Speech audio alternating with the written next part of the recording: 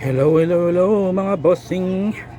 Time check tayo, 8:56 in the morning. Ito yung ating inverter, Royal inverter. Ilang percent ba yung load natin? 14. 14% meaning 3,000 kilowatt. More or less nasa 420 watts ang kinakain na load ngayon. Pero walang kaba kasi ito yung harvest ng ating SRNE 40 amps. 40 amps, dalawang tray na 550 watts na ka-series. So 25 amps yung pasok ng battery. Yan ang battery natin, 26.3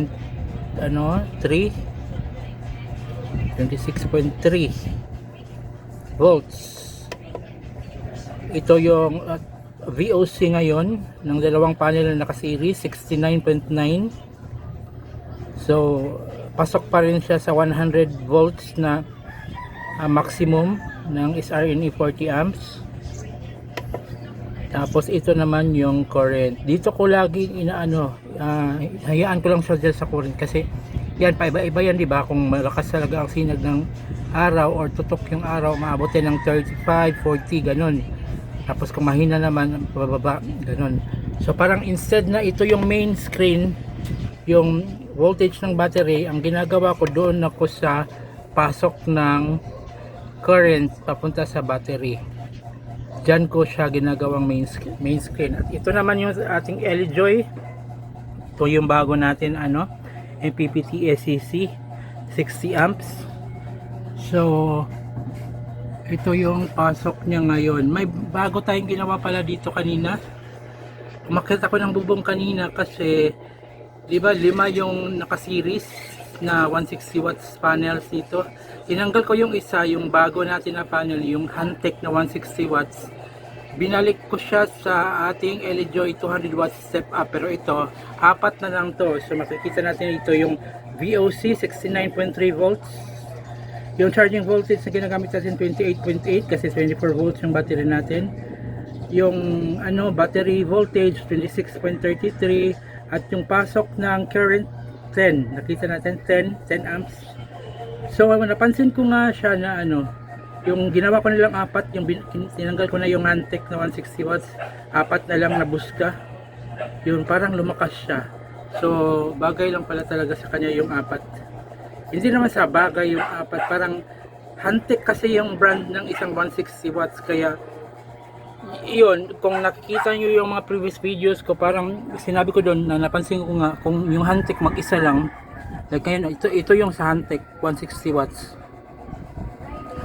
Yung VOC 17.3, tapos 4.28 amps, tapos since 24 volts yung battery natin, 28.8 volts yung charging voltage na ginamit natin, nasa 26.1 yung detected niya na battery voltage. Tapos yung pasok ng current is 2.79 amps. Okay na rin yan. 2.79 plus 10, so 12.79 amps plus 25, 26, tagay na 26, 12 plus 26 is 38.7 or 39 amps na yung pumapasok. Combine itong tatlong SEC natin, SRNE 40 amps, LJoy 60 amps, at saka LJoy na 200 watts step up. Combine niya, nasa more or less 40 amps na yung pasok natin sa oras na to, alas 9 ng umaga. So mamaya konti, lalakas pa yan kasi ito 40 amps ang maximum nito Sana tutok talaga yung araw ngayon para ma-achieve natin yung 40 amps talaga.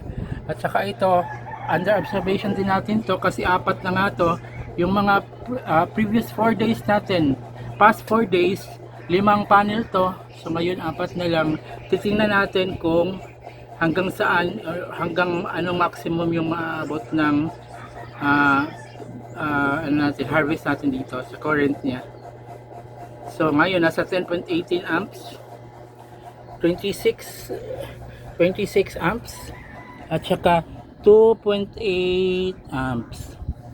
Ayun mga boss, update lang yan sa atin ngayon. Tapos ito yung ating ceiling fan na ginagamit. Sobrang walang ingay talaga yan. At saka malakas yung hangin. 6 watts lang yan.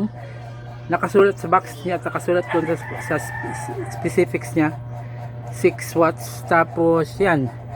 Pag umaga, alas 6 ng umaga, ino-on ko na yan. Tapos pag alas 5 na ng hapon, kasi mahina na, or below 10, pag below 10 na to, or mga below 9, ng ganyan 8 na, ino-off ko na to kasi hindi naman mainit na pag ganun yung current na pasok. Nag-iinit lang, nag-uumpisang mag-init yung mga MPPT natin pag medyo mataas na, more than 10 amps yung pasok. Pero ito, yan, malamig lang naman yan. So yan mga bossing, update lang tayo sa ating solar panel or solar harvest. Have a great day, God bless. Sa mga gustong bumili nito, itong magandang ano natin, toroidal inverter, itong LJoy na MPPT ACC 60 amps. Yung LJoy natin na ano lang muna, naka-relax lang muna siya kasi wala pa, hindi natin siya ginagamit sa ngayon. Tsaka itong isang LJoy na 200 watts step up.